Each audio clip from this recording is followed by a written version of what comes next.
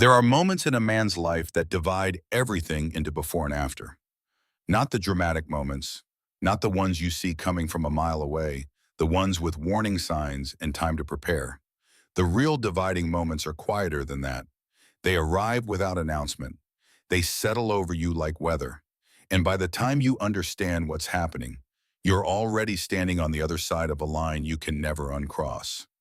Corbin Whitley understood this on a gray Tuesday morning in October, standing in the driveway of the house he had owned for 19 years, watching two sheriff's deputies supervise him as he carried boxes to a borrowed truck. He had painted this house. He had replaced the roof himself one summer weekend, burning his shoulders in the July heat, while Miriam stood below and handed up shingles and laughed at something on the radio. He had built the back porch where they drank coffee every morning for the better part of 2 decades, watching seasons change across the yard in the particular companionable silence of two people who have been together long enough that silence is itself a form of conversation. He had put his hands into this house in every way a man can put his hands into something he intends to keep forever. The bank didn't care about any of that. He carried the boxes without speaking. Box after box, trip after trip. He didn't look at the deputies. He didn't look at the neighbors who had come to stand at the edges of their yards watching with that expression people wear when they're grateful the disaster is happening to someone else. He looked at the truck. He looked at the next box. He kept moving because moving was the only thing that made sense. His daughter Phoebe was beside him for every trip, 24 years old, dark hair pulled back. Her face set in a careful expression that Corbin recognized because he'd spent months wearing the same one. She didn't cry. She didn't ask him how he was doing, which was the only right answer to an unanswerable question. She just picked up boxes and walked beside him, and that was enough. That was more than enough. When the truck was loaded and the house was empty and the deputy handed him a form to sign, Corbin signed it. His hand didn't shake. He was proud of that later. In the middle of everything falling apart, his hand didn't shake. He drove away without looking in the rearview mirror. The illness had started 18 months before the foreclosure. Miriam noticed something was wrong before the doctors did. She was that kind of woman, attentive to small things, careful observer of her own body, the sort of person who paid attention. She mentioned it to Corbin one evening in February, sitting at the kitchen table with a cup of tea gone cold. Said something didn't feel right. Said she was tired in a way she couldn't explain, a heaviness that didn't lift after sleep the way tiredness was supposed to lift. He told her to make an appointment. She said she would. She said she'd been busy, that it could wait another week, that she was probably just run down from the winter. Miriam was not a woman who dramatized small things, so when she said probably, Corbin believed her. He believed her because she had always been right about her own body before, and because believing her was easier than the alternative, and because human beings are built to choose the easier thing when the harder thing is unthinkable. By the time the diagnosis came, probably had become something no one wanted to say out loud. The weeks that followed exist in Corbin's memory as a series of rooms. Waiting rooms with bad lighting and magazines from 3 years ago, hospital rooms with equipment he didn't understand, and nurses who were kind but always in a hurry. The room where the doctor sat across from them and used words that Corbin's mind absorbed without being able to fully process, because the brain, when it encounters information it cannot survive, sometimes simply refuses to complete the circuit. Miriam was calm throughout. That was the thing that undid him most looking back. She was calmer than he was. She held his hand in the doctor's office, and when he looked at her instead of the doctor, she gave him a small nod that meant, I know. We'll figure it out. We always figure it out. They didn't figure it out. 8 weeks from diagnosis to the end. 8 weeks of treatment that destroyed her body while trying to save it. 8 weeks of hospital bills that arrived in thick envelopes and kept arriving long after the hospital was finished with her. The American medical system, Corbin learned, had no mechanism for mercy. The bills came regardless. The collection calls came regardless. The machinery of debt moved forward the same way weather moved forward, indifferent, impersonal, unstoppable. He liquidated the savings account in the first month, the retirement account in the third. By month 5, he was making minimum payments on credit cards to keep the phone on and food in the refrigerator. By month 8, the bank sent a letter that he read twice before understanding what it was saying. The house was gone. At the funeral, Roland Keswick stood near the front of the church in a dark suit that probably cost more than Corbin's last car payment. Roland was Miriam's father, 65 years old, gray-templed, the kind of man who had never struggled for anything long enough to understand what struggling actually felt like. He had opinions about everything and doubt about nothing, which Corbin had learned over 23 years of marriage, was a combination that produced a certain category of man. The category that believed confidence was the same thing as being right. Roland found Corbin during the reception, stepped close, kept his voice low, which made it somehow worse than if he'd shouted. "If you'd pushed harder for tests," Roland said, "if you'd been paying attention, if you'd been the kind of husband who notices things." Corbin looked at the man his wife had called Dad her entire life.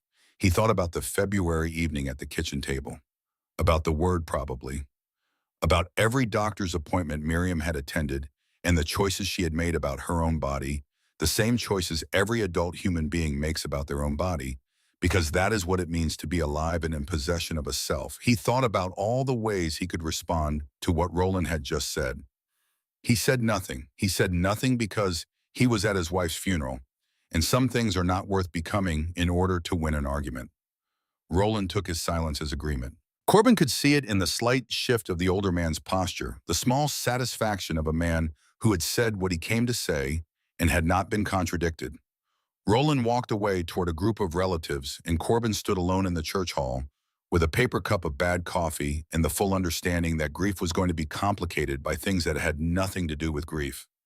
2 weeks after the foreclosure, Corbin sat in a motel room with thin curtains and a television that received 4 channels and did the math on a yellow legal pad. The savings were gone. The retirement was gone. The house was gone. He had a truck with 200,000 miles on it, a storage unit containing the things the truck couldn't hold, and a daughter who was sleeping in the other bed and pretending to be asleep in order to give him the space to think. He knew she was pretending.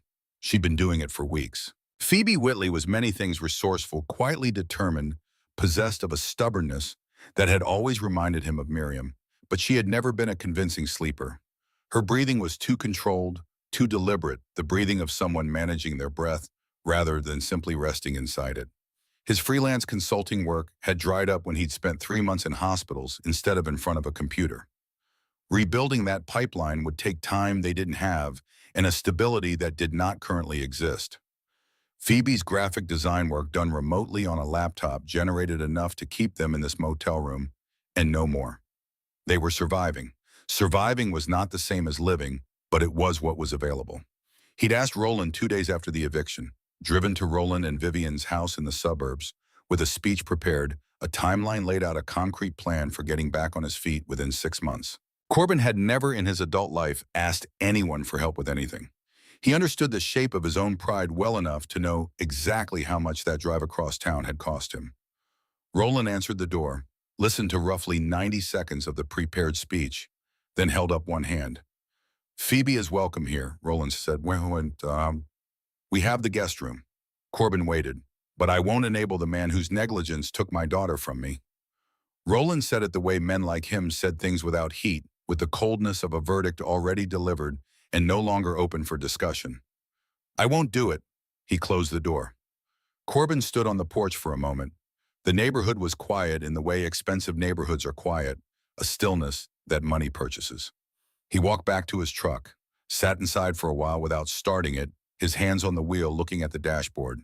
Then he drove back to the motel. Phoebe was sitting on the edge of her bed when he came in.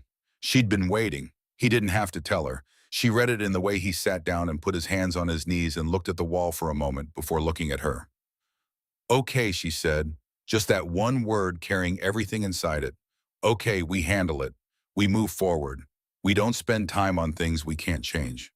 She had her laptop open within 10 minutes, checking her client queue, calculating what she could invoice by the end of the week. Corbin watched his daughter conduct the practical business of survival and felt something complicated move through him.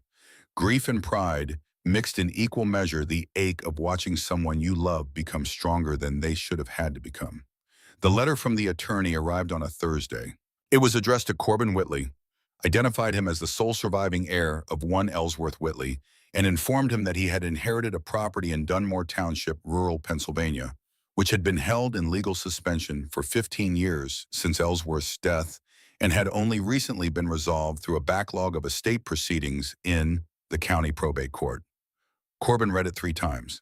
He hadn't thought about his grandfather in years. Ellsworth Whitley, a tall, quiet man with careful hands and patient eyes, a specialist in the restoration and authentication of fine art, who had traveled constantly for work and visited rarely. Corbin remembered him from childhood summers, remembered a man who could identify the age of a painting by the way the varnish had yellowed, who told stories about discovering hidden signatures beneath centuries of paint, who loved the detective work of it the way other men love sport. The finding of what was really there beneath what was merely visible. Ellsworth had left the house 30 years ago after Corbin's grandmother died. Just left it and didn't come back. Continued his work, traveled his circuits of estates and museums and private collections, growing older and more solitary, and died 15 years ago without leaving any clear instructions about the Pennsylvania property, which had sat in legal limbo ever since in the care of an attorney handling the estate until someone finally cleared the paperwork. The letter described the property as requiring significant attention. That was a phrase that covered a great deal of ground. The house was worse than Corbin expected. He stood in the overgrown driveway on a cold November morning, hands shading his eyes against the pale light, and took inventory. The roof sagged in the middle, shingles missing in patches that exposed dark timber beneath. The windows were gone or boarded with warped plywood the color of ash.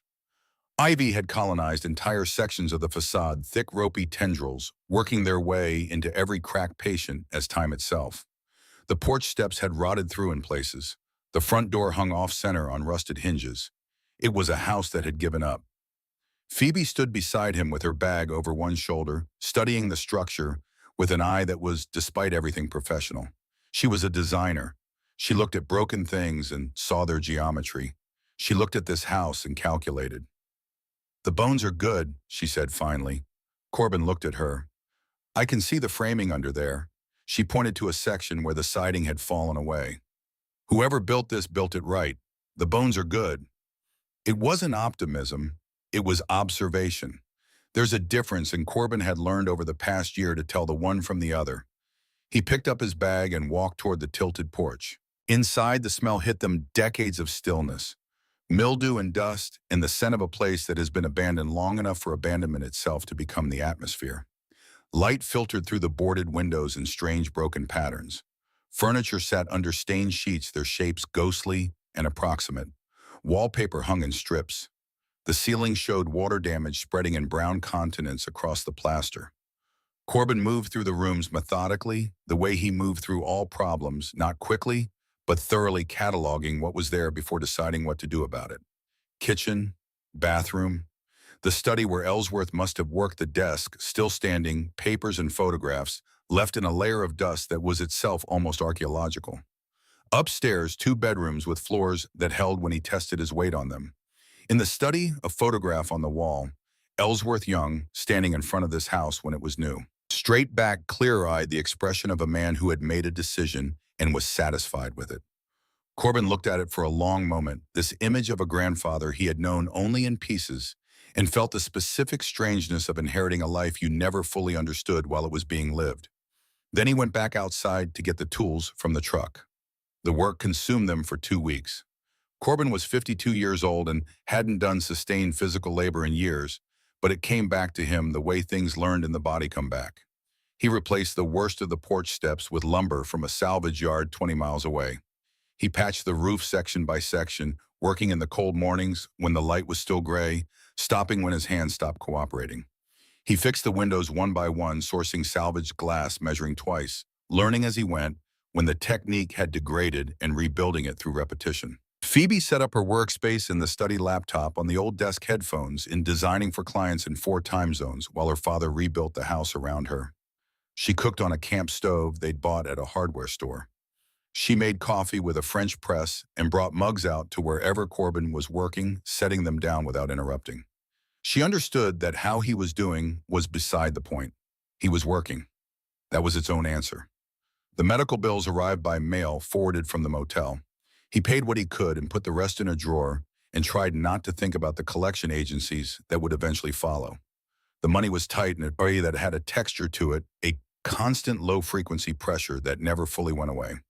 Phoebe's invoices went out. Payments came in. The numbers worked barely in the way things work when every variable is stretched to its limit and there is no margin for the unexpected. Corbin did not let himself think beyond the next task. The roof, the windows, the kitchen sink which had pulled away from the wall and needed to be reattached and replumbed. The furnace which turned out to be salvageable with a part that cost $90 in an afternoon of online tutorials. One thing at a time, one day at a time. This was not philosophy. This was engineering, the same discipline he'd applied to software for 30 years. The understanding that complex problems become solvable when you reduce them to their smallest components and address each one in sequence. On the first night before the furnace was running, they slept in sleeping bags on the living room floor, with battery lanterns throwing pale circles on the water-stained ceiling. Phoebe had asked him about Ellsworth. What was he like?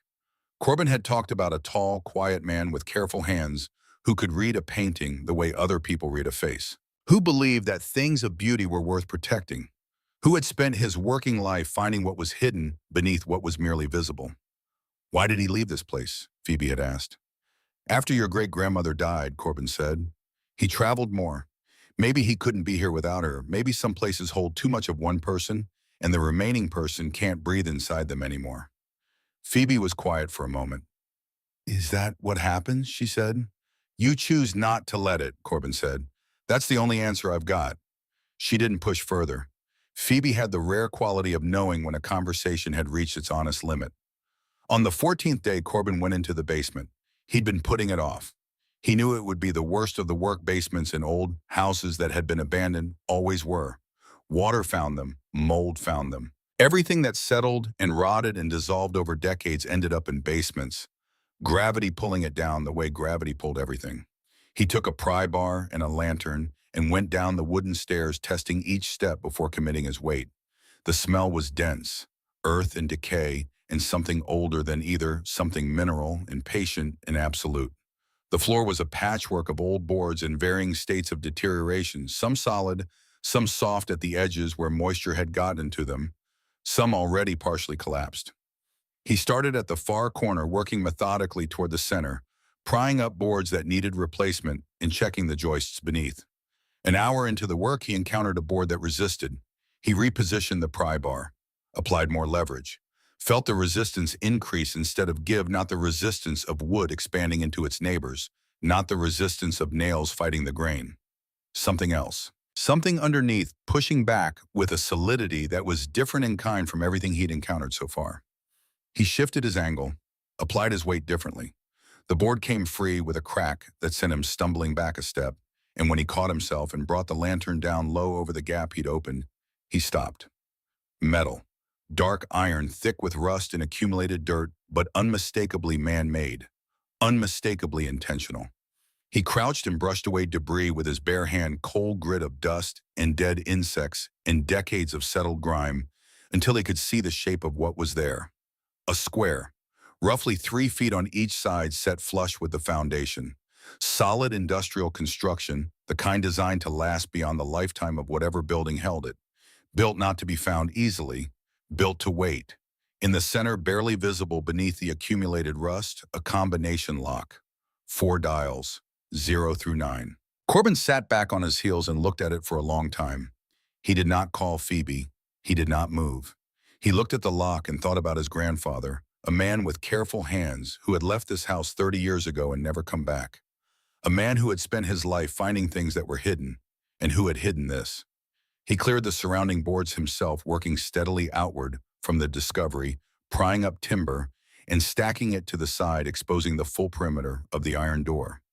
The construction beneath the surface was more substantial than what showed from above.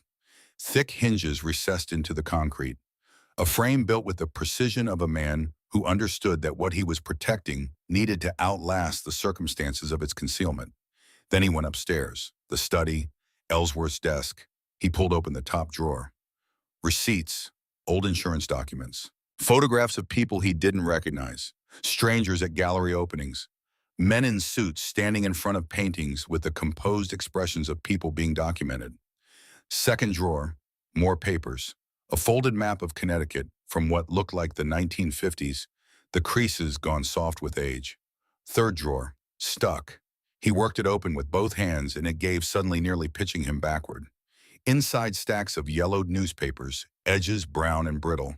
And beneath the newspapers, wedged into the back corner of the drawer, a leather-bound journal. He sat down in Ellsworth's chair and opened it carefully. The paper was aged but intact, the binding still holding. The handwriting inside was his grandfather's. He recognized it from birthday cards received as a boy, the neat, precise script of a man who had trained his hand to accuracy and maintained that training throughout his life. The entries were not dated. They spanned what looked like decades, brief notations that meant little individually. Verified provenance on the coastal landscape. Documentation complete. Spoke with the estate attorney. Terms acceptable. The collection grows. Responsibility grows with it. Another piece recovered from a demolition site. This one nearly destroyed. The indifference of people who do not understand what they hold. Corbin read slowly, lantern light yellowing the pages. Most of it was professional shorthand, the notes of a man who had done this work for so long that he no longer needed to explain it to himself, only to record it. There was a loneliness in the brevity of it. A man reporting to no one. Near the middle, a longer entry. The pen pressed harder, here the letters slightly larger, as though Ellsworth had needed the physical act of writing to carry a weight words alone couldn't hold. Some things are worth more than money. Some things must be protected at all costs. I have spent my life acquiring pieces that would have been lost, sold to collectors who lock them away, destroyed by families who don't understand their value, scattered to the winds through estate sales and the casual cruelties of inheritance. This is not a collection for profit. It is a trust. And whoever carries it next must understand there are people who believe ownership is more important than stewardship. They are wrong. They have always been wrong. Corbin read the paragraph twice. Then he turned pages. Near the back of the journal, separated from the preceding entries by several blank pages, was a sequence of numbers written in ink slightly different from the rest, as though added at a later time. The hand the same, but the ink fresher, the impression lighter. 8416, and below it in smaller letters, reverse if needed. He sat with the journal in his lap for a long moment, the basement silent around him, the lantern casting its steady light. Then he picked it up and went back downstairs. He crouched beside the iron door, reached for the combination lock. His hands were steady. He noticed that.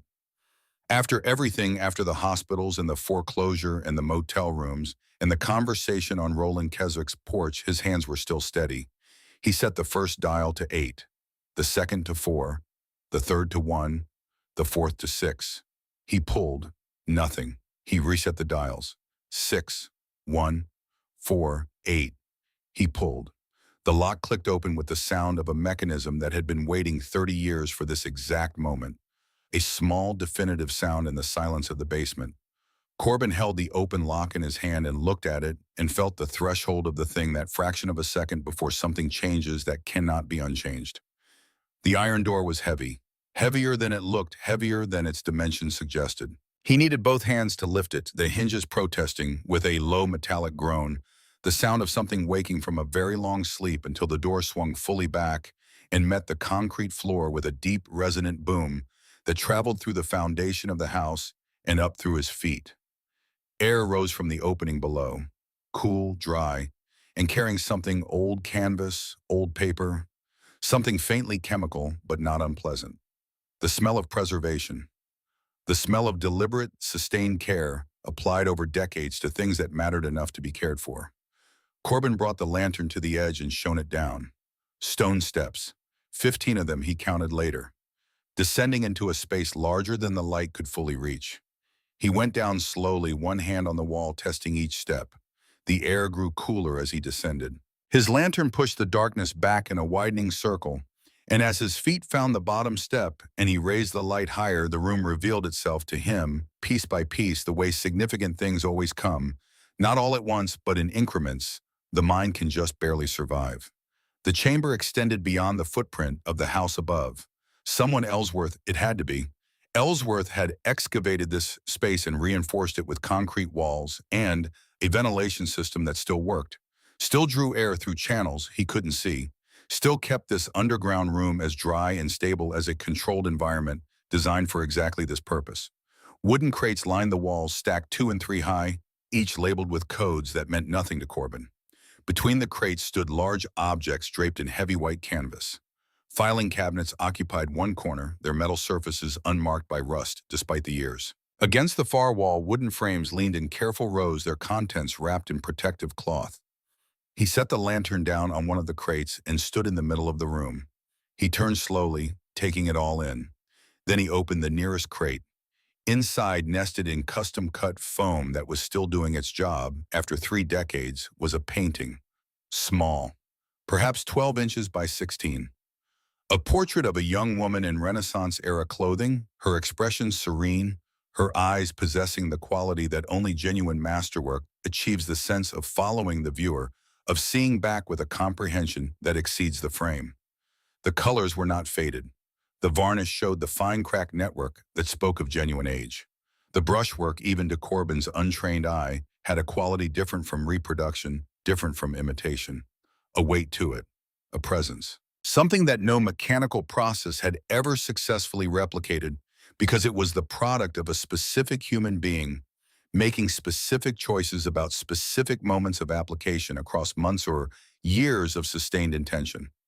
He held it carefully in both hands and felt the vertigo of holding something that has survived centuries, of being the most recent person in a very long chain.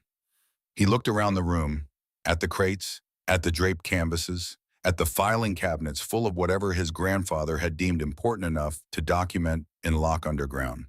He understood with a certainty that bypassed reason and settled directly into his bones that what surrounded him was real, all of it.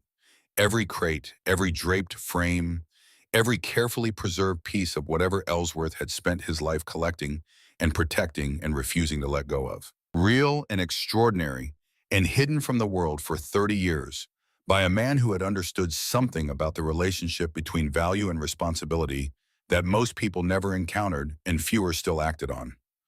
Corbin sat down on one of the crates. The lantern threw his shadow large and wavering against the concrete wall. He sat there for a long time in the underground room his grandfather had built, surrounded by secrets he didn't yet understand, in a house that had been his last resort and might be something else entirely. Above him, through 15 feet of stone and earth and old timber, the house settled in the wind. In the study on the wall, a young man stood in front of a house he had just built with the expression of a man who has made a decision he intends to keep. Below in the dark, his grandson sat very still and began to understand that some inheritances cannot be counted. There is a kind of knowledge that changes the shape of a room, not information, not facts. Knowledge, the kind that settles into the body differently than it settles into the mind, that alters the way light seems to fall, in the way silence sounds, in the way you look at ordinary objects that will never again be ordinary. Corbin Whitley had felt this once before in a doctor's office, with bad lighting and a view of a parking garage, when a man in a white coat had used words that rearranged everything. He felt it again standing in the underground room beneath his grandfather's house. He didn't sleep well that night. He lay in the dark upstairs and listened to the house settle around him, the small structural complaints of old timber adjusting to cold, the wind finding its way through gaps he hadn't yet sealed, and thought about Ellsworth.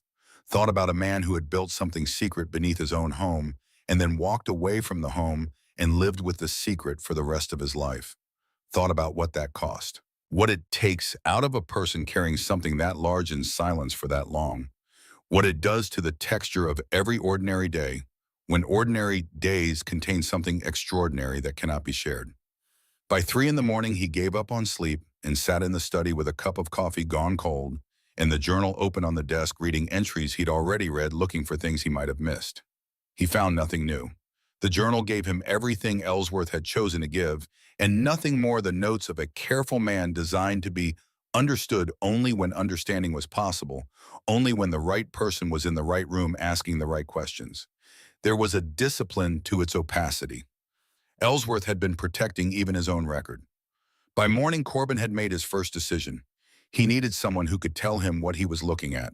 Fletcher Vane had been a software engineer for 11 years before he walked away from a salary that would have made most people stay forever and went back to school for art history. Corbin had watched the transition from close range, had been the friend who bought him a beer the night he turned in his notice, and said he thought Fletcher was either the bravest person he knew or the most reckless, and Fletcher had said those two things were often the same thing. That had been 15 years ago. Fletcher taught at a small university in western Massachusetts, now wrote papers that Corbin couldn't entirely follow, and possessed a working knowledge of art history that was broad enough and deep enough to be genuinely useful in a situation Corbin could not yet fully describe. He called him on a Tuesday morning, standing outside in the cold because the cell signal inside the house was unreliable. He kept it simple. "I need you to come and look at something. I need you to tell me what it is." Fletcher heard something in the silence around the request. He was good at that. He'd always been good at hearing what people weren't saying. "How serious?" Fletcher asked. "I don't know," Corbin said. "That's why I need you." Fletcher arrived 2 days later in a practical sedan, loaded with equipment Corbin didn't recognize, a leather case containing instruments of various sizes, a portable work light, reference books whose spines were cracked from years of heavy consultation. He embraced Corbin briefly in the driveway, the greeting of men who have known each other long enough that the formalities have been compressed into something efficient and genuine. He looked at the house. Then he looked at Corbin. "Show me," he said. Corbin took him down without preamble, down the basement stairs, across the replaced floorboards, to the iron door, down the 15-stone steps into the chamber. He'd set up 2 battery-powered work lights in the days since his discovery, and the room now appeared in full illumination, no longer a space of shadows and lantern-thrown mystery, but a concrete chamber of extraordinary contents laid plain under white light. Fletcher stopped at the bottom step. He didn't speak. He stood there for a long time, turning slowly, taking the room in the way a person takes in something their mind needs time to accept. Corbin watched him and said nothing because he recognized that silence, it was the silence of calibration of a mind, restructuring its expectations to fit what the eyes were reporting. Finally, Fletcher set down his case. "All right," he said quietly. "Walk me through it." Corbin showed him the 3 pieces he'd identified as significant: the small Renaissance portrait from the first crate, a bronze sculpture from a larger case near the wall, and the substantial canvas that dominated the far end of the room, still draped in its protective cloth. He'd left the cloth on deliberately, some instinct telling him to save that one. Fletcher worked with the portrait first. He set up his portable light at the angle and distance of someone who had done this thousands of times. He pulled a jeweler's loupe from his case and studied the brushwork in sections: upper left, lower right, the background landscape, the subject's hands. He took spectral readings with a device that Corbin couldn't name, checking the pigment composition. He examined the reverse side of the panel with a separate light, studying the aging of the wood and the crack pattern in the ground layer. Corbin stood against the wall and waited. 15 minutes passed, then 20. Fletcher set down the loupe and straightened up slowly. "The technique is consistent with the period," he said, more to himself than to Corbin. "The crack pattern is right. The pigment readings are within range for the early 16th century. He paused. "This is either genuine or it's the finest forgery I have encountered in 20 years of looking at things." If it's genuine, Fletcher said carefully, "you are holding something worth 6 figures, possibly considerably more depending on attribution." He set the portrait down with a reverence that was itself a kind of verdict. Then he moved to the bronze sculpture. More time, more instruments, more silence with a weight to it. The sculpture received the same systematic examination: proportion, measurements, casting analysis, surface, patina assessment. Fletcher photographed it from 12 angles. He measured specific ratios and compared them against figures in one of his reference books, cross-referencing twice, then a third time. "Workshop production," he said finally. "Renaissance. The quality of execution suggests direct oversight by a significant hand, not just journeyman work." He looked up. "Where did Ellsworth get these?" "His documentation says estate sales, demolition sites, places where valuable things were being overlooked or discarded. The filing cabinets, full provenance records, authentication notes, everything." Fletcher absorbed this. Then he looked at the draped canvas at the far end of the room. "That one," he said. Corbin led him across the room. Together they lifted the protective canvas carefully, slowly, from the bottom edge, the way Ellsworth's instructions in one of the files had specified. The cloth fell away. Fletcher went completely still. The painting was 6 feet tall and 8 feet wide. It depicted a classical scene: figures in flowing garments arranged across a deep architectural space, columns receding toward a horizon that seemed to generate its own light. The colors had a quality that no reproduction could replicate: a luminosity that came not from brightness, but from depth layer upon layer of glazed pigment, built over months or years by a hand that understood how light actually behaved.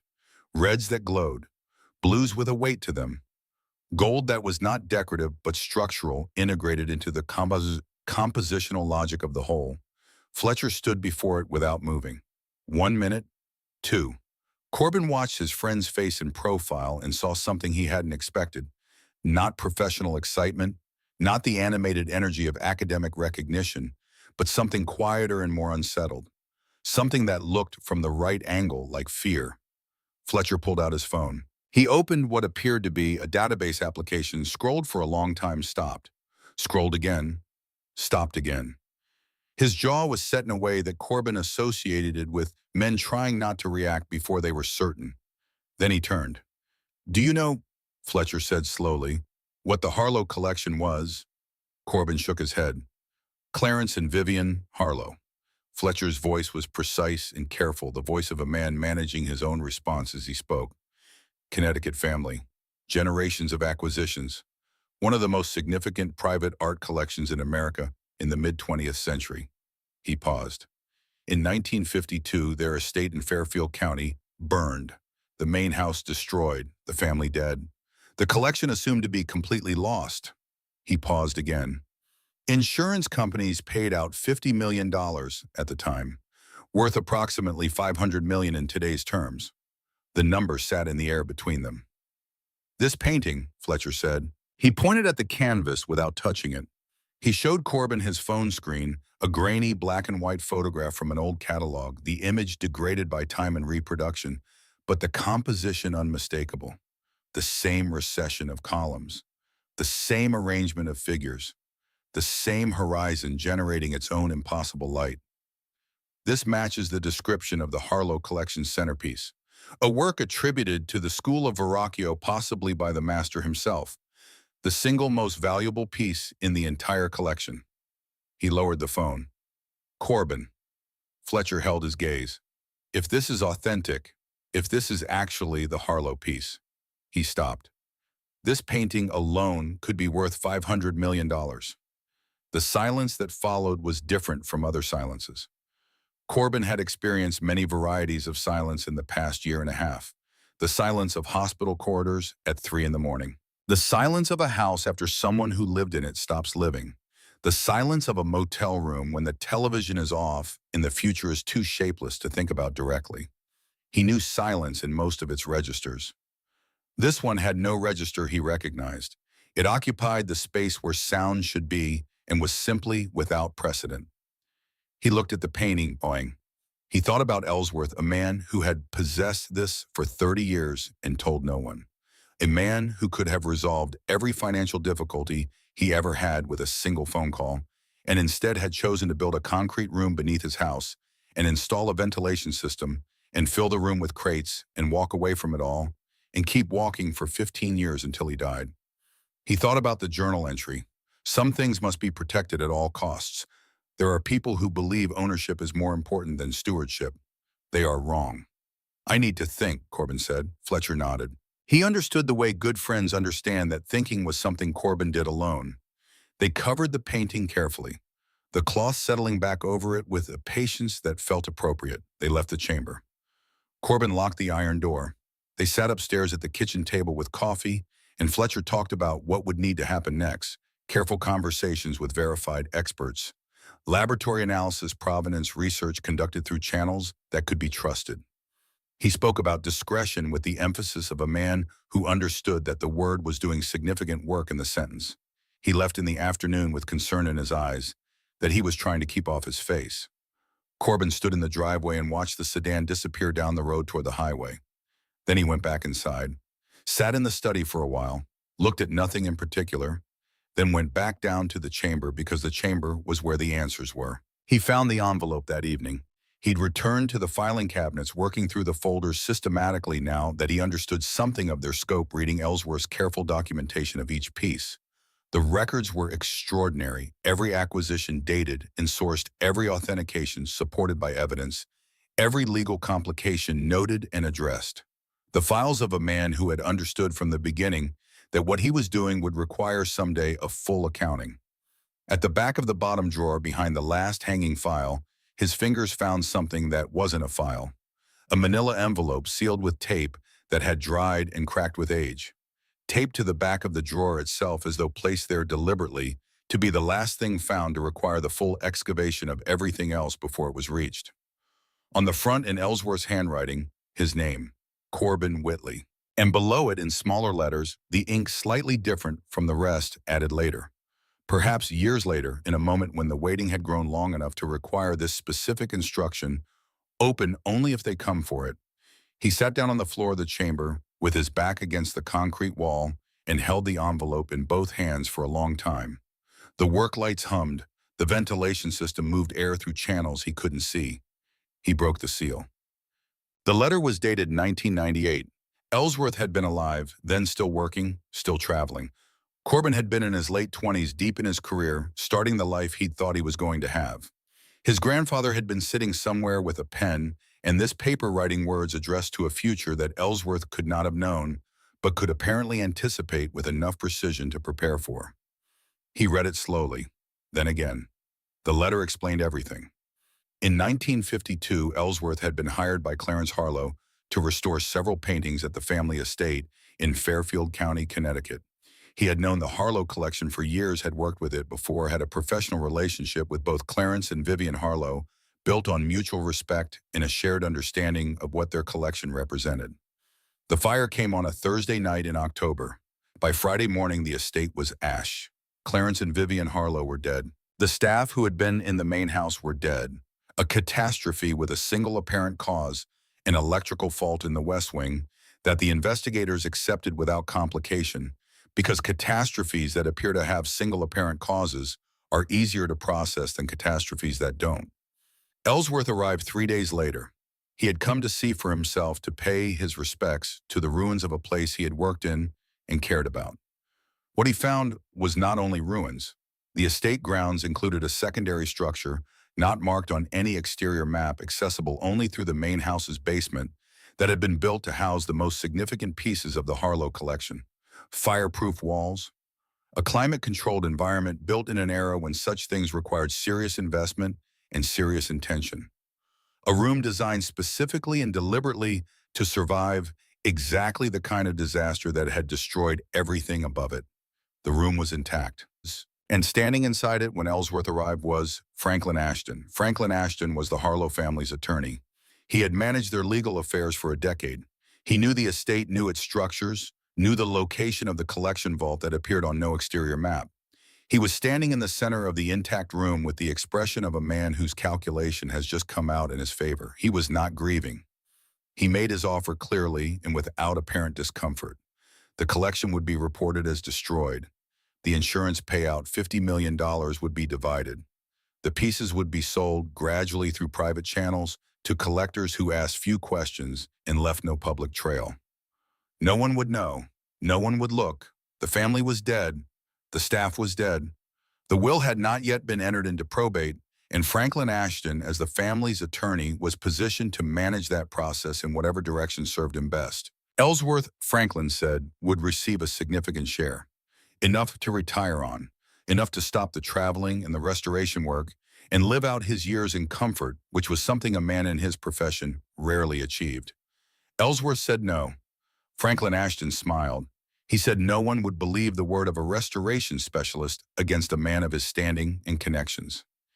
He said this pleasantly, the way people say things when they have calculated in advance that pleasantness is the most effective register. He said Ellsworth should think it over, that he had until the following Friday to reconsider. That night, Ellsworth made his decision. He returned to the vault alone. Over the course of 3 weeks, working alone, working at night when the estate grounds were unwatched, he removed the collection piece by piece. He documented everything as he went, every item, every measurement, every provenance, detail he knew or could verify. He built the room beneath his house in Pennsylvania. He installed the ventilation system, sourcing the components through separate suppliers in separate states. He moved the collection there and sealed it and locked it and walked away. Not to steal it. The letter was clear on this point, precise in the way Ellsworth was precise about everything that mattered. Not to keep it, to protect it from the man who had arranged the death of the people it belonged to and who would have sold it for personal profit and called the transaction justice. The letter continued. Ellsworth had tried in the years that followed to expose what had happened. In 1974, he had gone to the FBI field office in Hartford with a folder of documentation photographs provenance, records a written account of what he had seen in the vault that morning with Franklin Ashton. He had sat across from two agents and laid out everything he had methodically and completely with the same care he brought to every professional task. The investigation had been opened and quietly closed within 4 months. No explanation provided, no charge filed, no further contact. He had tried journalists. He had written to museum directors. He had engaged a private attorney who had taken his money and produced nothing of consequence. The Ashton family was positioned in ways that made exposure difficult, perhaps impossible from any angle he could find. Their reach extended into the systems that should have answered his reports, and those systems had failed him in ways he could document but not overcome. So he waited. He maintained the collection with the same care he would have given any work in his professional custody. He kept his records current. He wrote his letters. He made his recordings. He preserved everything that would be needed when the time came, if the time came for someone with more leverage than a retired restoration specialist to bring the truth into open air. Toward the end, the letter carried a warning. The Ashton family has never stopped searching for this collection. Franklin died in 1989, but his grandson Conrad continues what Franklin began. They believe the collection is rightfully theirs based on the documents Franklin fabricated. They are dangerous, Corbin. They operate through lawyers and money and influence and the pressure that wealth applies when it wants something badly enough. But they will not stop. If they learn you have what they've been seeking for 70 years, they will use everything they have to take it. Be careful. Trust slowly. And if you can find a way to return the collection to where it belongs, to the public, to the museums, to the world, then you will have finished what I could not. Corbin folded the letter with both hands. He sat in the concrete room his grandfather had built beneath a house in rural Pennsylvania, and he understood something he had not understood before. The collection was not just valuable, it was evidence. Evidence of fraud on a scale that had operated for 70 years. Evidence of murder. Evidence of corruption that had suppressed its own exposure twice at minimum, and possibly more times than Ellsworth had known about. The filing cabinets around him did not contain merely provenance records and authentication notes. They contained the documentation of a crime that had never been answered for. He climbed back upstairs. The sedan appeared the next morning, dark blue, tinted windows, parked on the road opposite the house's driveway, engine off, positioned with the practiced stillness of a vehicle that wanted to be seen without appearing to want to be seen. The posture of surveillance conducted by professionals who understood that total concealment was neither necessary nor desirable. The point was not to hide. The point was to be known. Corbin noticed it from the study window at 7:45. He watched it for 20 minutes over his coffee cup, not moving the curtain, standing 2 feet back from the glass. The vehicle did not move. No one got out. No one appeared to be doing anything except sitting. He did not tell Phoebe. She was at her desk with her headphones in, working in the focused quiet of someone executing a task they're good at. He did not want to hand her a fear he hadn't yet fully measured himself. He went about his day. He worked on the back section of the kitchen, replacing the lower cabinet frames that had warped beyond salvage. He measured carefully. His hands were steady. He kept the study window in his peripheral vision, and each time he checked, the sedan was there. It was gone when he looked at 5 in the afternoon, which was somehow worse than its presence. Presence could be tracked. Absence only meant it was somewhere else. The call came 3 days later, a number he didn't recognize. He answered with the caution he'd developed in the past weeks, the caution of a man who had begun to understand that the world contained more interested parties than he had previously accounted for. "Mr. Whitley," a woman's voice. Measured professional, but carrying beneath the professionalism something that was not professional at all, something worn down and purposeful in the way that only sustained grief produces. "My name is Ren Daly. I'm a researcher. I've been studying the Ashton family for the better part of 20 years. A pause. "I think you know why I'm calling." Corbin said nothing. "My grandmother," Ren continued, "was Hester Daly. She was employed as a housekeeper at the Harlow Estate in Fairfield County, Connecticut. She died in the fire in October 1952. Another pause shorter. I've dedicated a significant portion of my adult life to finding out what actually happened that night. I believe you have found something that is relevant to that question. I'd like to meet with you. How do you know what I've found? I don't know what you found. I know that your grandfather's property, which has been quiet for 15 years, is suddenly not quiet. I know that Fletcher Vane visited last week. Fletcher Vane is not someone who makes casual house calls. Her voice remained even, but there was something beneath it, urgency controlled through long practice. I'm not your enemy, Mr. Whitley. I want the same thing your grandfather wanted. She suggested a coffee shop in the nearby town. The following morning, Corbin arrived early. He chose a table in the back with sightlines to both doors, an instinct he hadn't known he had until he acted on it. Ren Daly came in at exactly the agreed time, late 40s. Practical clothing, the kind chosen for utility rather than impression. A worn leather satchel that had clearly traveled extensively. She moved through the room with the efficiency of someone who had spent years doing work in places that required awareness of exits and the positions of doors. She sat across from him, ordered coffee, placed her satchel on the chair beside her. The sedan, she said. Dark blue tinted windows, you've seen it. I have. That's the Ashton family. They keep investigators on retainer. They've been monitoring your grandfather's property for years, waiting for activity. Your arrival was noted. Mr. Vane's visit confirmed their interest. She wrapped her hands around her mug. You're not the only one watching that house, Mr. Whitley. The difference is in the purpose. She opened her satchel and began laying documents on the table. Newspaper clippings. Copies of FBI files obtained through Freedom of Information request the redactions extensive, but the underlying structure still visible. Sworn statements from former Ashton employees, the accounts of people who had seen things and had eventually been willing to say so on paper. The portrait that emerged was specific and damning. Conrad Ashton III was 71 years old. He controlled a commercial real estate empire worth billions headquartered in Boston, with operations across New England and the Mid-Atlantic. The foundation of that empire traced back through his father and his grandfather to wealth accumulated in the 1950s through channels that examined carefully resolved into a familiar shape the gradual discrete sale of art objects whose origins could not be publicly stated, sold to collectors who asked few questions in exchange for prices well below market. Pieces from the Harlow collection sold one by one over decades converted into the capital that built everything the Ashton name now represented. But not all of them. Never all of them. Because the centerpiece, the painting, the significant work, the piece that would require specific provenance to sell at anything approaching its real value, had never appeared, had simply not been there. And Conrad Ashton, who had inherited not just his grandfather's money but his grandfather's obsession, had spent decades searching for the reason. He doesn't just want the collection, Ren said. He needs it. Or rather, he needs to make certain it never surfaces with its documentation intact. She looked at Corbin directly.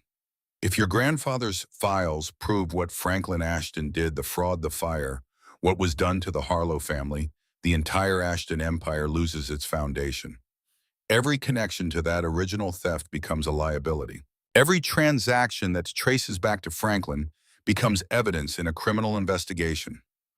Corbin thought about the letter, about the FBI investigation that had been opened and quietly closed, about the journalists and the lawyers and the private attorney who had taken Ellsworth's money and produced nothing. He has reach, Corbin said. He has had reach for 70 years. Ren set her coffee down. Your grandfather understood this. He tried to go through official channels and the channels were closed. So he waited. He preserved everything. He understood that the right moment would require the right person with the right leverage to make the system do what it should have done in 1952. She looked at him steadily. I've been waiting for that person for 20 years, she said. I think you might be them. Phoebe was at her desk when he came home. She looked up when he came in and read something in his face and took her headphones off. He sat down in the chair across from the desk, the chair that had been Ellsworth's, and showed her the letter. He watched her read it, watched her expression move through things she wasn't naming. When she finished, she set it down carefully on the desk. How real is the danger, she asked. The right question, from a 24-year-old who had already lost more than she should have and who was assessing risk with the clarity of someone who had learned the hard way that clarity matters more than comfort. Real, Corbin said. The sedan outside was real. These people have resources, and they've been looking for a long time. Phoebe was quiet for a moment. Then her phone buzzed on the desk. She looked at it. A notification from the security camera app she'd installed on the back door 2 weeks ago quietly without telling him she'd done it. Motion detected. They both moved to the back of the house. Through the window, the yard was empty. The back door showed no forced entry, but the frame around the handle was scored tool marks, fresh and bright against the older wood. Someone had tried the door, had stopped when they heard movement inside. Phoebe called the police. Corbin stood in the kitchen and looked at the scored wood around the handle and thought about Ellsworth alone in this house with this knowledge, the loneliness of being the only one who knew what was underneath. The deputy who came was courteous and thorough and offered increased patrols with the honest qualification that the road was remote and resources were limited. After he left, Corbin and Phoebe stood in the kitchen in the silence of people who have just understood something about their situation that cannot be ununderstood. The escalation was beginning. 2 days later, the lawsuit appeared. Wren called to warn him, but the registered letter arrived first delivered by a process server who handed it to Corbin at the front door with professional blankness. Conrad Ashton III, through a Boston law firm with 7 names in its title, was filing suit against the estate of Ellsworth Whitley, with Corbin Whitley named as custodian. The claim alleged that Ellsworth had been contracted by the Ashton family in 1952 to transport certain items from a property in Fairfield County, Connecticut, and had failed to deliver those items, constituting theft and fraud. The supporting documentation included a contract bearing Ellsworth's name and signature dated October 1952. The contract was a fabrication. Corbin knew it the moment he read it. The language was too precise for 1952, the legal references too modern, the signature not quite right in ways he could feel before he could fully articulate. But it was a professional fabrication, notarized, filed officially, part of the public record. Conrad Ashton was not trying to steal the collection in the night. He was establishing a legal framework, building in advance of whatever came next, a documented claim that would reframe Ellsworth's protection of the collection as Ellsworth's theft of it. It was clever. It was the move of a man who had been preparing for this specific contingency for a long time. He's been preparing this for years, Wren said when Corbin called her a while, waiting for the collection to surface so he'd have something to attach it to. What do we do, Wow? We need a lawyer, a specific kind of lawyer. She knew one. Harriet Bloom arrived the following week in a car that was neither expensive nor modest. The car of a person who had decided long ago that transportation was not a statement worth making. She was 55, gray-haired, with the bearing of someone who had spent decades in courtrooms and had developed through that experience a particular economy of movement. Nothing wasted, nothing performed. She sat at Ellsworth's desk and read through the documentation for 2 hours.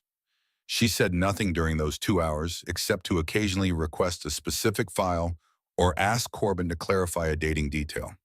She read the lawsuit. She read Ellsworth's provenance records.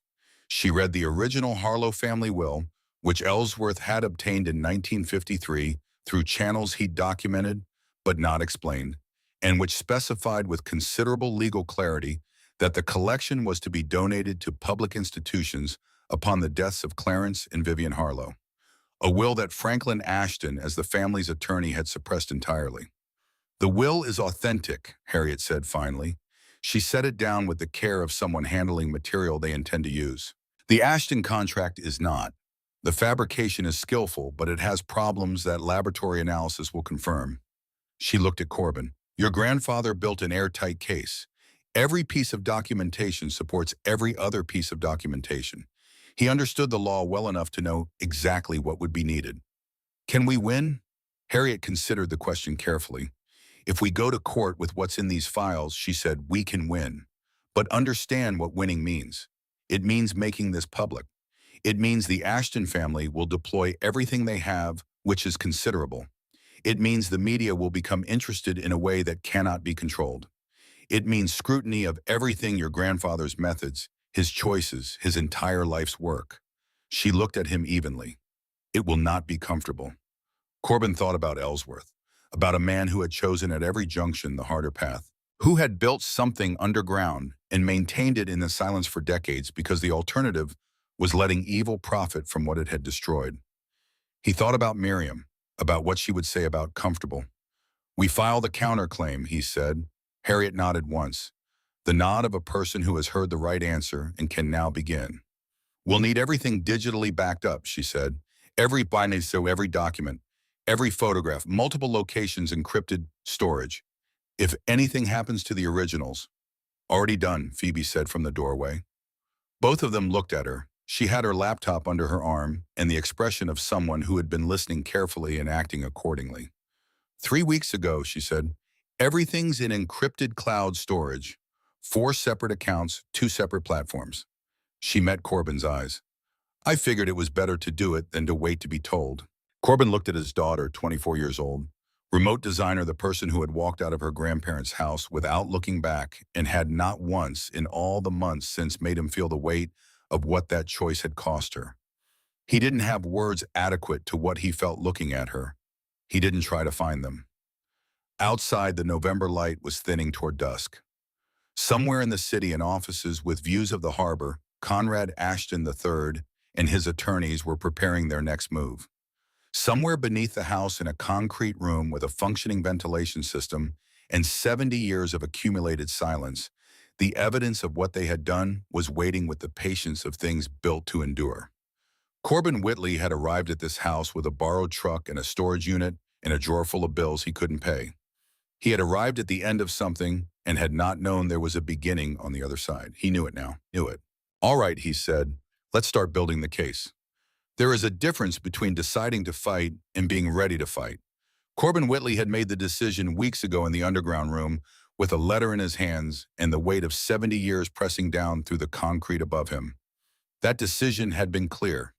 It arrived with the certainty of things that cannot be otherwise, the way a structural calculation resolves into a single number that is simply correct. Readiness was something else.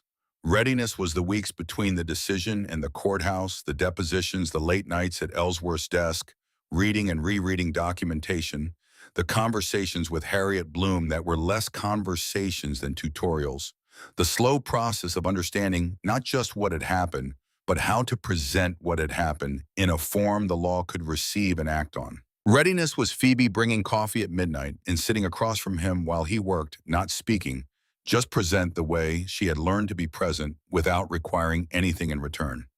Readiness was waking at 4 in the morning, 3 days before the hearing, and lying in the dark and running through every piece of evidence in sequence the way a pilot runs through a checklist. Not because he doubts the instruments, but because the discipline of verification is itself the thing that makes the outcome possible. On the morning of the hearing, Corbin dressed in the one suited he had kept from the life before. He had kept it not from sentimentality, but from practicality. It was a good suit, well made, and there was no logical argument for discarding something good simply because it had been present at difficult moments. He had worn it to Miriam's funeral. He wore it now. Some symmetry in that felt right. Both occasions were about honoring the dead by living with integrity. Both required him to stand in a room that mattered and be exactly who he had decided to be. He didn't examine it too closely. The federal courthouse in the city was a building that understood its own purpose. Stone facade, high ceilings, the weight of a structure designed to convey the gravity of what happened inside it.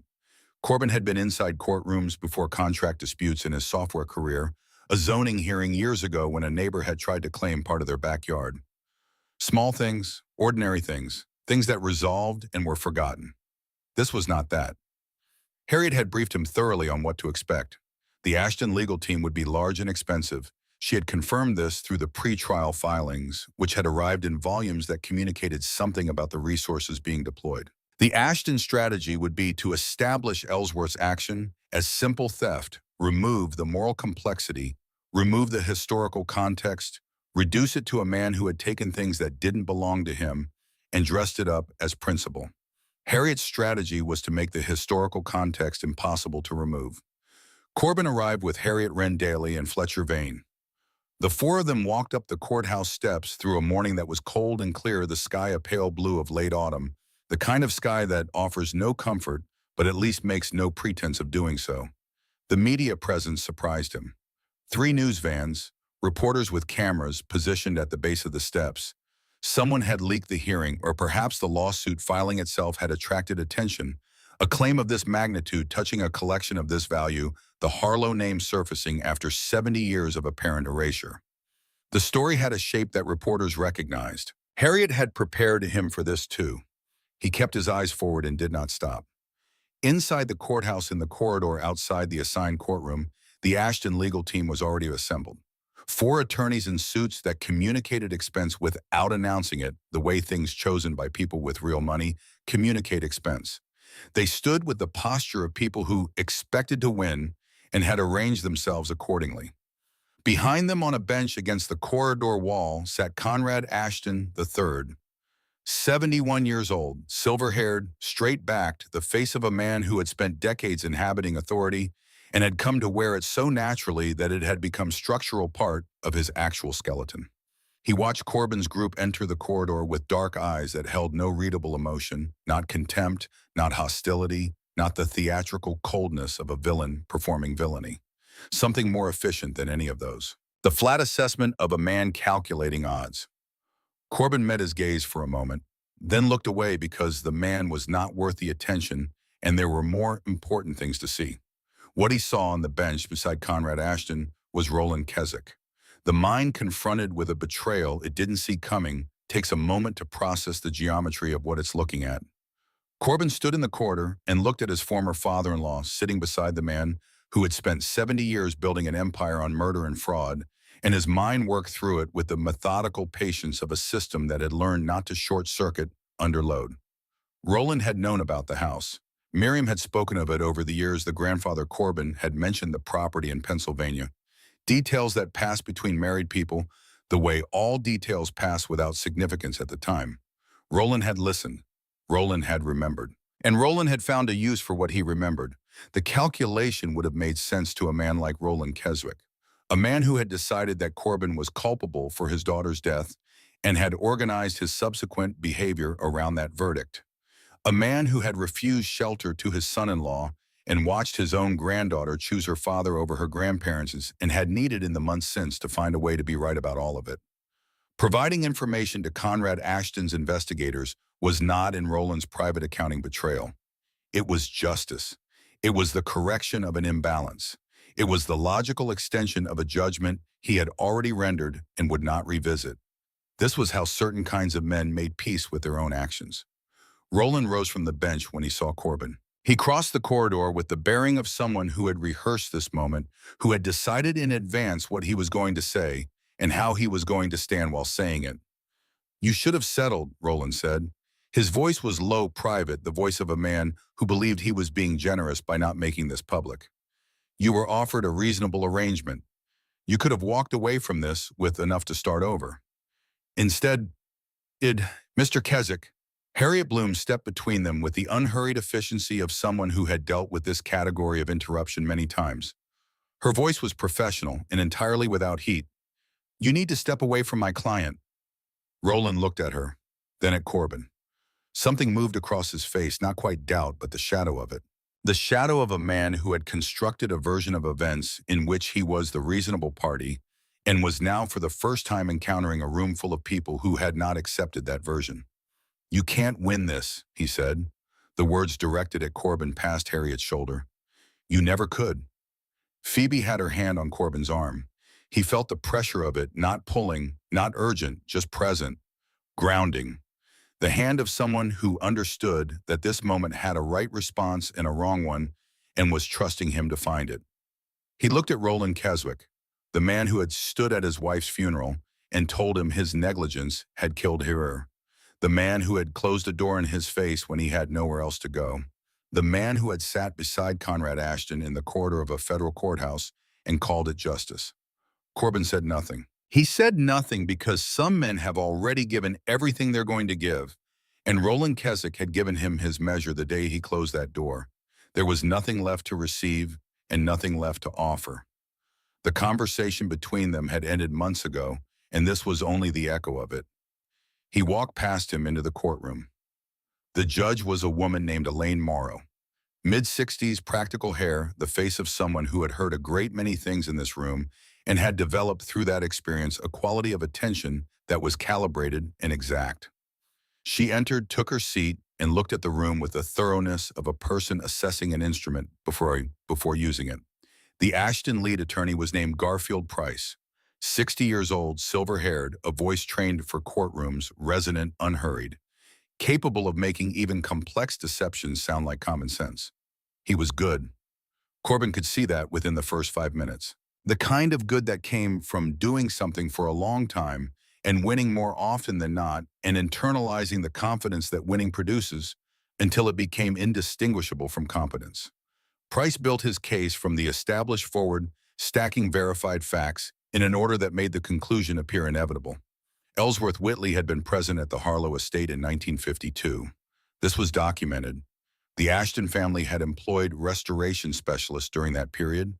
This was documented. Certain items from the estate had subsequently disappeared. This was documented. The items had appeared 70 years later in the possession of Ellsworth Whitley's heir. The inference was plain. He presented the fabricated contract with the confidence of a man who has used fabricated documents before and found that confidence is itself a kind of authentication. He placed it in front of Judge Morrow with the unhurried certainty of someone handing over evidence that will resolve everything. He spoke for 90 minutes, measured, thorough, never once raising his voice, which was the right choice for a man presenting a version of events that needed to appear settled rather than contested. When he sat down, Harriet Bloom stood up.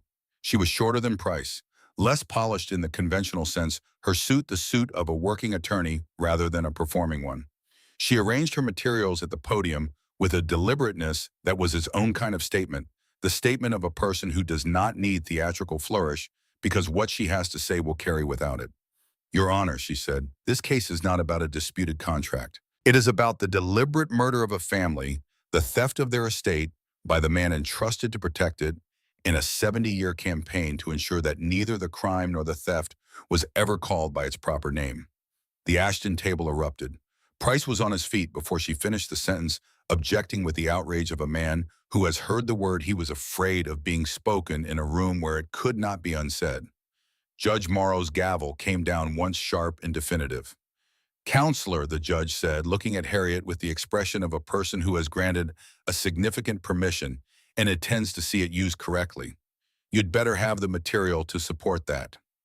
I have, Harriet said, approximately 4 decades of meticulous documentation compiled by a man who understood that truth requires not just evidence, but the patience to preserve it until the right moment. She submitted the documentation in organized segments. The original Harlow family will authenticate it by 2 independent forensic document examiners whose credentials she entered into the record first, so that what followed would land on established ground. The will was clear, the language unambiguous upon the deaths of Clarence and Vivian Harlow. The collection was to be donated in its entirety to public institutions for the benefit of the American people. The Ashton contract examined against the will showed its seams.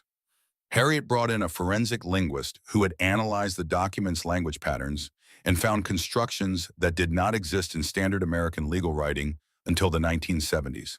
She brought in a materials analyst who had tested the paper and found acid degradation inconsistent with 1952 production methods. She brought in a handwriting expert who showed side by side Ellsworth Whitley's authenticated signature from dated documents in the signature on the Ashton contract, the same general shape, the specific execution different in ways that were small individually and definitive collectively. The fabrication had been professional. Against ordinary scrutiny, it might have held. Against the specific and layered scrutiny that Harriet had prepared, it came apart with the systematic clarity of a structure examined by someone who knows where to look. Fletcher Vane testified about the collection's authenticity. He was precise and credentialed and unhurried, walking the court through his examination methodology and his findings without jargon and without understatement. He established the value of individual pieces, the exceptional quality of the provenance documentation, and the extraordinary significance of the collection as a whole. He spoke about Ellsworth Whitley's professional reputation, the decades of legitimate work, the scholarly papers, the recognized expertise in the field, and placed the collection in that context, the work of a man who understood exactly what he had and had maintained it with exactly the care it required. Price cross-examined Fletcher with skill and got nothing useful. Fletcher Vane was not a man who gave ground he had not already decided to give.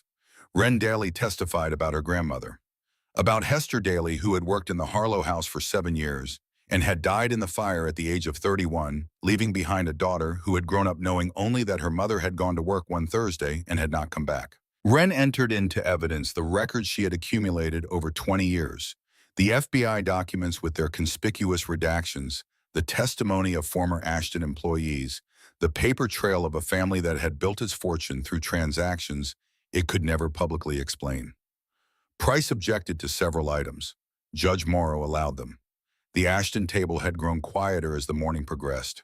The composed certainty of the opening hour had undergone a gradual revision, not collapse, but the recalibration of people who had entered a room expecting one thing and were receiving another. Conrad Ashton himself had not moved significantly since the session began. He sat with the stillness of a man conserving himself, watching the proceedings with the dark, flat attention Corbin had observed in the corridor. He did not confer with his attorneys. He did not show visible reaction to the evidence. He sat and watched and calculated. And Corbin, looking at him across the room at intervals, understood that this was a man who had been in difficult positions before and did not expend resources on reactions that would not alter outcomes. Then Harriet said, "Your Honor, I'd like to submit an audio recording."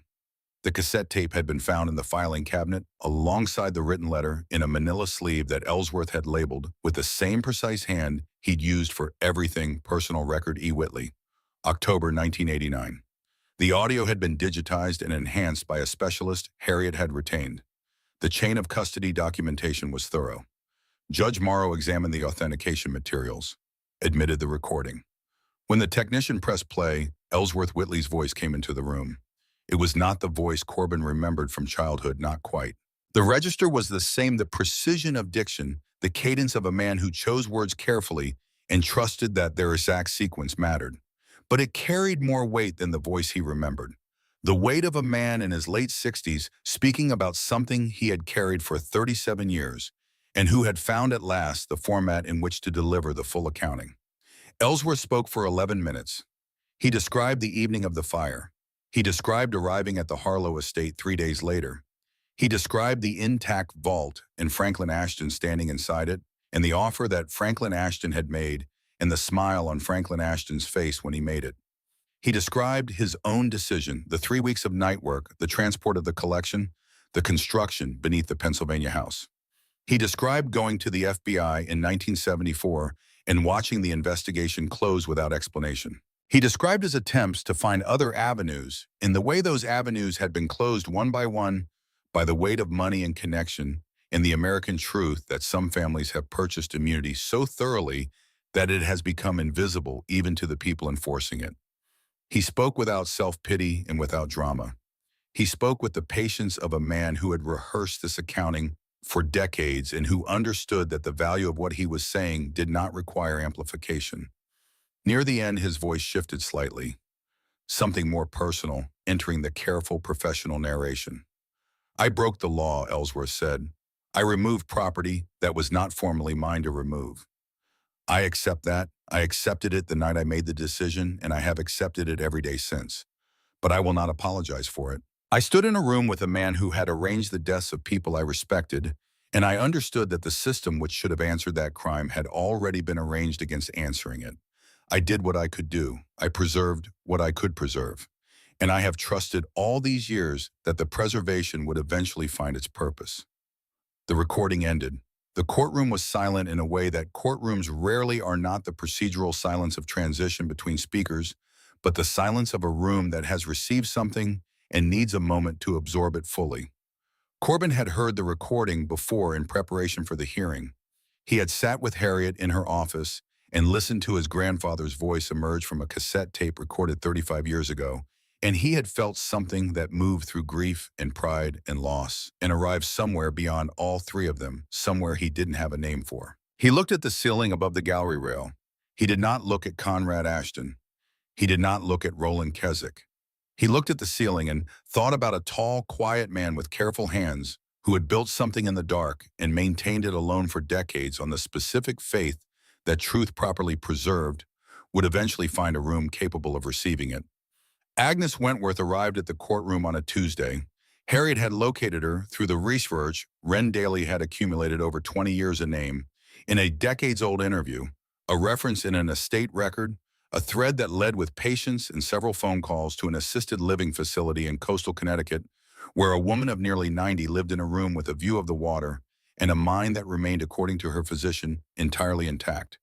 She had agreed to testify with a speed that suggested she had been waiting for this invitation for a very long time. She entered the courtroom in a wheelchair pushed by her grandson, a man in his 40s who positioned her carefully before the witness area and then stood back.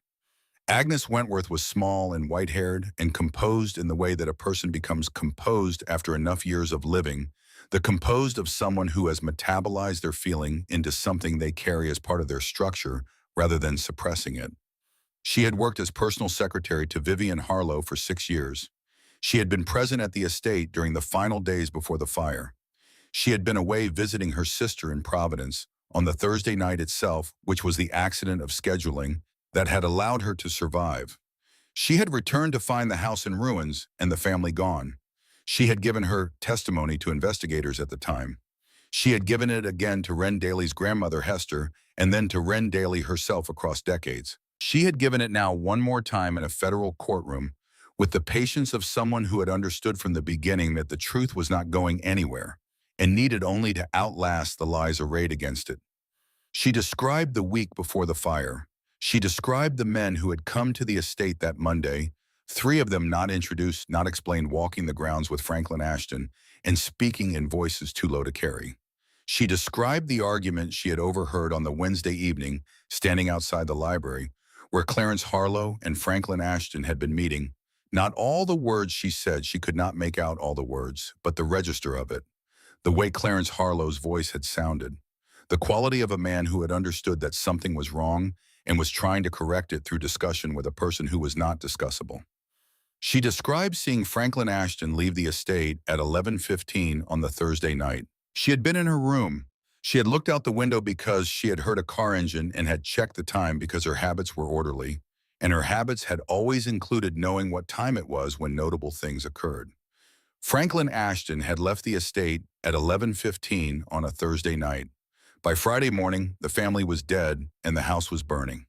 She stated this without emphasis, without theatrical weight.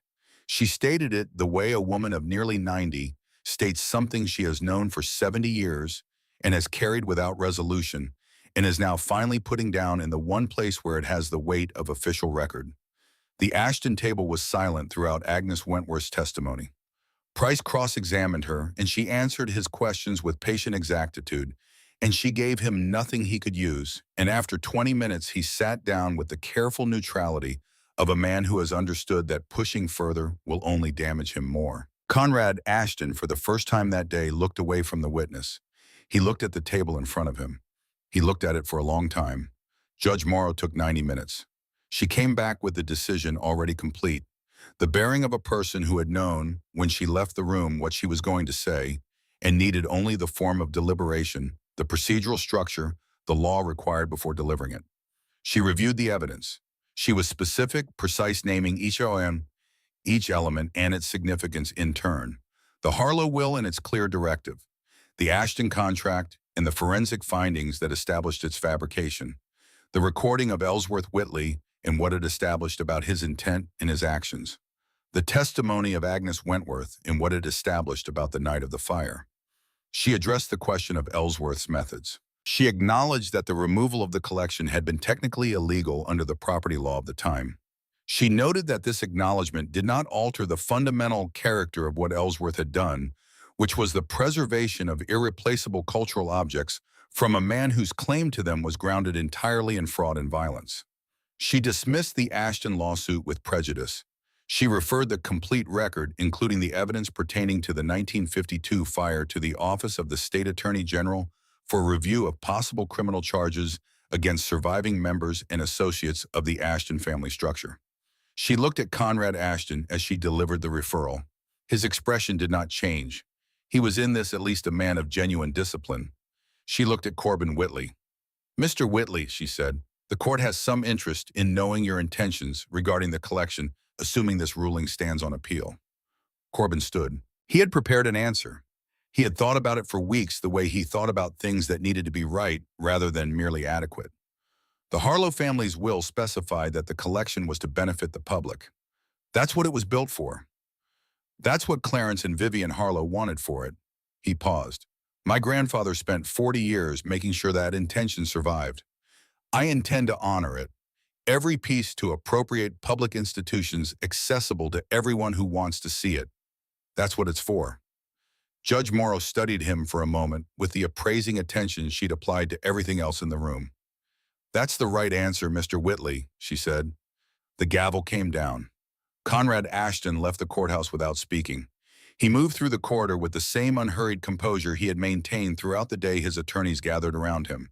He passed within 10 feet of Corbin and did not look at him. He went through the doors and down the steps and into a waiting vehicle that pulled away from the curb before the door was fully closed. Roland Keswick remained on his bench in the corridor for a long time. Corbin saw him on the way out, sitting with his hands between his knees, looking at the floor, the posture of a man whose calculation had resolved into something he had not accounted for. Someone who had been certain he was on the winning side and now had to reconstruct in public what winning had even meant. Corbin did not stop. He kept walking Phoebe beside him through the doors and out into the cold afternoon light. On the courthouse steps, Phoebe stopped and looked at him. He looked back at her. They didn't speak. They had moved past the point in their relationship where the significant things required words. She knew what he was feeling, and he knew what she was feeling, and neither of them needed to translate it into language to make it real. After a moment, she took his arm, the same way she'd taken it 100 times in the months since Miriam died, and they walked down the steps together into whatever came next. The Metropolitan Museum of Art proposed the exhibition 3 months after the ruling. A team of curators and conservators arrived at the Pennsylvania House on a Tuesday morning in February, 7 of them in dark coats carrying cases of equipment, and the careful energy of people in the presence of something they had thought they would never see. They spent 2 days in the chamber, documenting and assessing moving, with a reverence that Corbin observed and recognized as genuine. The lead curator was a man named Douglas Harwick, 60, who had spent his career specializing in recovered and restituted works. He examined each piece with the focused attention of long expertise, and when he had finished and climbed back up through the iron door and stood in the basement of the old house, he looked at Corbin with an expression that was not quite professional. Your grandfather saved things that cannot be replaced, he said. Not just their monetary value, their existence. The fact that they're in the world at all, he paused. That's not a small thing, Mr. Whitley. Corbin read the proposed agreement in full twice before discussing any of its terms. He had learned in the months since the chamber had opened to read carefully everything that was put in front of him, not from suspicion, but from the understanding that attention to detail was itself a form of respect for the things being decided. His conditions were specific. The collection would remain accessible to the public in perpetuity. No storage, no rotating into obscurity, no private loan agreements that remove pieces from public view. Ellsworth Whitley would be recognized formally as the collection's guardian. His name and the account of what he had done documented in the permanent record of every institution that received a piece.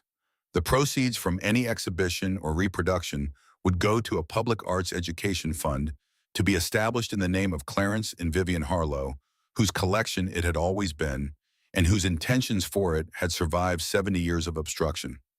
Every condition was met. Corbin signed the agreement on a Thursday morning at Ellsworth's desk. Phoebe witnessed it. Outside, the Pennsylvania winter was beginning its slow recession toward spring, the first qualified warmth of March making itself known in the angle of light through the study window. He put the pen down and looked at the framed photograph on the wall. Ellsworth Young standing in front of this house with the expression of a man who has made a decision and is satisfied with it. Almost, Corbin said quietly to the photograph. Almost, but not yet. There was still one more room to stand in. The exhibition opened on a Saturday evening in September at the Metropolitan Museum of Art in New York City. Corbin had been to New York before many times, but he arrived that evening as a different version of himself than the man who had made all those previous trips. A man with less to prove and more to carry. A man who had learned in the past year that loss and inheritance were often the same thing arriving from different directions. The collection occupied an entire wing. The museum had done the work with care, each piece given space and light and context. The historical documentation displayed alongside the objects themselves, so that what visitors saw was not just the art, but the story of the art, the human chain of custody that had brought these things from a Connecticut vault in 1952 to this room tonight. Ellsworth's journals were displayed behind glass, the handwriting legible in the museum lighting the entries that had meant nothing to Corbin when he first read them, now annotated and explained in the placard text that traced each cryptic notation back to a specific piece in the collection. The painting occupied the central gallery. It had been restored by the museum's conservation team, carefully and minimally cleaning decades of accumulated surface grime, stabilizing areas of paint that had developed sensitivity, not altering, but revealing what was already there. It hung under lighting designed to approximate natural daylight, and it did what great paintings do. It held the room. People approaching it slowed down. People standing before it stayed longer than they had planned. It had a quality of presence that was not theatrical and not mystical, but simply real, the undeniable reality of something made by a human hand at the absolute limit of human capability. A placard to the right of the frame told the story of Clarence and Vivian Harlow, the fire of 1952, and the collection's 70 years of protected existence beneath a house in Pennsylvania. It told the story of Ellsworth Whitley and the choice he had made in a Connecticut vault with a man who had murdered a family and was now offering to share the proceeds. Near the bottom of the placard in smaller text, the collection was returned to the public in accordance with the expressed wishes of Clarence and Vivian Harlow by their guardian Ellsworth Whitley, and ultimately brought to light through the efforts of his grandson, Corbin Whitley, of Dunmore Township, Pennsylvania. Agnes Wentworth was there. Her grandson had driven her from Connecticut, the same man who had pushed her wheelchair in the courtroom. She was in a different chair now, one that was lighter and easier to maneuver, and she wore a dark blue dress that suggested she had given thought to the occasion. Harriet brought Corbin to her in the East Gallery where Agnes was sitting before a small painting of a coastal landscape, her hands folded in her lap, her eyes moving over the canvas with the slow attention of someone conducting a reunion with something lost. He crouched beside her wheelchair so that he was at her level. Mr. Whitley, her voice was measured, precise, the voice of a woman who had always understood the weight of words. I helped Vivian Harlow catalog these pieces, every one of them. She knew each painting by its story, not just its appearance. She would tell me where it came from, who made it, what it had survived to arrive at the estate. Agnes looked at the coastal landscape for a moment. I thought they were gone. I have thought they were gone for 70 years. Corbin said, I'm sorry it took this long. Agnes turned and looked at him with the clear, unhurried eyes of a woman who had processed a great deal over 9 decades and had arrived at a quality of perspective that cannot be achieved quickly and cannot be borrowed. Your grandfather told me once this would have been 1961. I found him at an exhibition in Hartford. I recognized him from those few days after the fire. I asked him directly what he knew about what had happened. She paused. He looked at me for a long time. He said, the collection lives, it's protected. And then he walked away. She looked back at the painting. I thought he was avoiding the question. I understand now that he was giving me the only honest answer available to him. She reached out and touched Corbin's hand briefly, the touch of someone making a point that cannot be made as well in words. He chose correctly, she said. I want you to know that I believe that. The choice he made, the long, lonely choice, was the correct one. And so was yours. He spoke near the end of the evening when the formal program had worked through its other presentations and the room had gathered before the central gallery. He had pages of notes. He did not look at them. He looked at the painting for a moment before turning to the assembled crowd. There were hundreds of people in the room, scholars and curators and journalists and collectors and ordinary people who had come because the story had reached them through whatever channel stories travel when they are true enough and old enough and strange enough to demand attention. He saw Phoebe in the front standing beside Wren Daly and Fletcher Vane. He saw Agnes Wentworth in her chair at the edge of the gallery. He saw Harriet Bloom in the back, arms folded, watching with the expression of someone who has done the work and is now willing to observe the result. He did not see Roland Keswick. He did not see Conrad Ashton. Their absence was its own kind of presence, the shape of a thing removed from a frame. My grandfather, Corbin said, was not a remarkable man in the obvious ways. He said it plainly because it was plain and true, because the tendency in these moments was toward elevation, and Ellsworth would not have wanted elevation. He was a working man. He restored paintings and authenticated pieces and traveled to estates and was paid for his expertise and did his job with the care that any person of genuine competence brings to work they have chosen to be good at. That was his life. That was what he had decided to make of himself. He paused. And then one morning he stood in a room with a man who had killed a family in order to steal what that family had spent generations building, and he made a decision. Not a dramatic decision in the sense that there was no audience and no acknowledgement and nothing to gain. A quiet decision made alone in the dark with full understanding of what it would cost him. He looked at the painting. He gave up comfort. He gave up security. He gave up the ease that silence might have allowed him. He chose instead to carry something that couldn't be put down to protect something that couldn't be abandoned for as long as it required protecting. He turned back to the room. I inherited a house that was falling apart and a truck with 200,000 miles on it and a drawer full of bills I couldn't pay. I thought I had arrived at the end of my life as I'd understood it. My grandfather left me something else instead. Not the collection, I was never going to keep it. What he left me was the example of a man who, when he understood what was right and what was wrong, did not negotiate between them. He thought about Miriam. He did not say her name, but he thought about her and about what she would recognize in this moment, and he let that recognition settle into him and hold him up. This collection belongs to everyone in this room and everyone who will come to this room for as long as these walls stand. Clarence and Vivian Harlow wanted that. Ellsworth Whitley spent his life making sure it was possible. The least any of us can do is make sure they were right. He stepped back from the podium. The room responded the way rooms respond when something true has been said in a place prepared to receive it. Not with noise, but with the warmth of collective recognition, the sound of people who have understood something they already knew but hadn't yet heard spoken aloud. Phoebe was there when he stepped down. She didn't say anything. She took his arm the same way she had taken it on the courthouse steps, and they stood together in front of the painting. For a long time, the man who had found it and the daughter who had stood beside him, through every mile of finding it, and looked at something that had survived what had been designed to destroy it. They drove home the next morning. Through New York and into New Jersey and north and west through Pennsylvania, the landscape adjusting by degrees from urban density to the open spaces of the rural interior, the road narrowing as they went, the trees closing in on either side, the October light coming down through foliage at its peak of color. The house appeared at the end of the lane as it always appeared now, not as a ruin or a last resort, but as a place that had been rebuilt by the specific labor of people who needed it to stand. New windows, repaired roof, the garden that Phoebe had planted in the spring going dormant now in the October chill, but holding its structure the perennials that would come back. A light on in the study window. Corbin sat in the truck for a moment after they pulled in, looking at the house in the early afternoon light.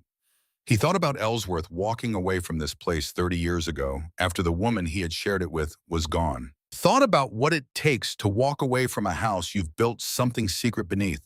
The discipline of that choice, the cost it extracted daily, year after year, across a life that could never be fully shared because it contained something that could not be shared.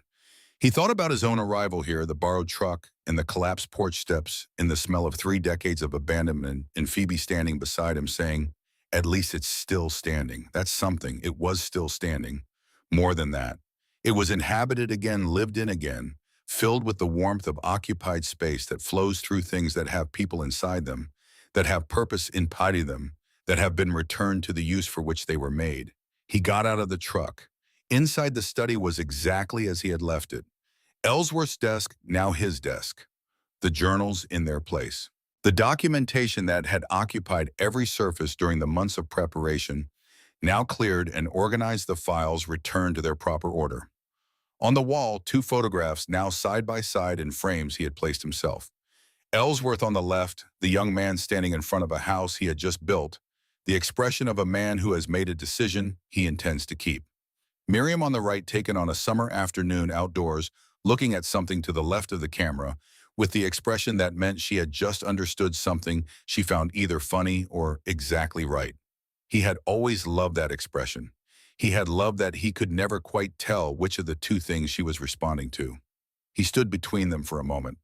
All right, he said, to Ellsworth, to Miriam, to the room itself, which was not nothing.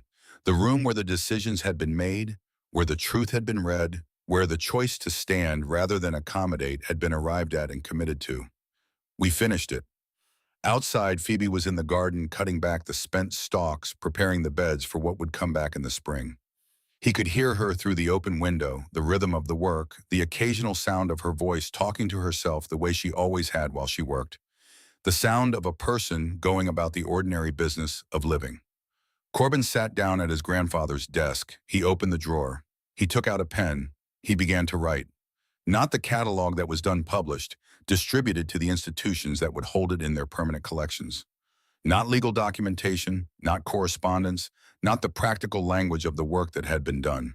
Something else. Something for which there was no deadline and no audience, and no purpose except the one that the writing of true things always serves the record for whatever future might receive it of what had happened here.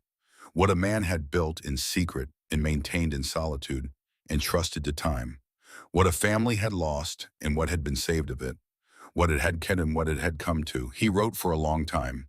He wrote about Ellsworth standing in a Connecticut vault in 1952, with a choice in front of him that most people would never have to face, and making the harder of the two options without hesitation and without complaint. He wrote about 3 weeks of night work in the ruins of someone else's estate, moving things that needed to be moved to a place where they could wait for the right moment. He wrote about 40 years of silence maintained not from cowardice, but from the kind of patience that only people who truly believe in something can sustain. He wrote about Miriam a little, not the illness, not the end, but the woman herself, the way she looked when she understood something, the way she held her coffee cup with both hands in the mornings, the way she had always known the difference between a problem that needed solving and a person who needed to be heard and had never confused the two. The way she had loved him, which was practically and without performance, the way people love when they have decided to love for the duration rather than the moment. He wrote about Phoebe, who had stood beside him in a driveway while deputies supervised the removal of their life and had said, okay, and meant it, who had walked out of her grandparents' house without looking back and had never once in all the months since made him feel the weight of what that had cost her. He wrote about what it meant to inherit something you didn't ask for and didn't deserve and couldn't have predicted, and to understand slowly, and then all at once, that the inheritance was not the thing itself but the reason for the thing. Not the collection, but the example of what the collection had required. Not the paintings, but the man who had chosen to protect them when every practical consideration pointed toward walking away. Some things are worth more than money. Some things must be protected at all costs. Ellsworth had known that, had lived it in the specific loneliness of the only witness for 40 years until he died without seeing justice done and without knowing whether justice would ever come. Had trusted without certainty but with something stronger than hope, with the faith of a man who had spent his life finding what was hidden beneath what was merely visible, that the preservation would eventually find its purpose. It had. Corbin wrote until the light changed in the study window, the afternoon moving through its slow decline toward evening, the shadows lengthening across the floor. He had repaired with his own hands in the cold weeks of his worst year. He wrote until Phoebe called from the kitchen that dinner was ready, her voice carrying the comfortable authority of someone who has decided the day is finished and the evening can begin. He capped the pen. He read the last paragraph he'd written. He set the pages aside. He thought about the underground room sealed now and empty, the iron door locked for the last time. The concrete walls that had kept their contents safe for 30 years. The ventilation system still running, still doing its job for a room that no longer needed it. He thought about the first time he had stood down there in the dark with a lantern, not yet understanding what surrounded him, only feeling the weight of it without knowing its shape. He thought about what Ellsworth had felt building that room, carrying the first crate down those 15 stone steps, sealing the door for the first time with the knowledge that he was the only person alive who knew what was on the other side of it. He understood now, in a way he couldn't have understood at the beginning of any of this, what his grandfather had given him. Not the collection, not the legal victory or the museum exhibition or the public recognition. Those were consequences, not the gift itself. The gift was simpler and harder than any of those things. The gift was the knowledge demonstrated, lived, paid for in decades of solitude and sacrifice, that a person can choose who they are going to be when everything is on the line. that the choice is always available, that making the right one is not comfortable and is not rewarded in the short term and is not even necessarily recognized by anyone who matters to you. And that it is still, despite all of that, the only choice worth making. Some inheritances cannot be counted. Some things left to us by the dead are not property, but instruction. Corbin Whitley got up from his grandfather's desk and went downstairs to eat with his daughter in the house that was finally fully and irrevocably home.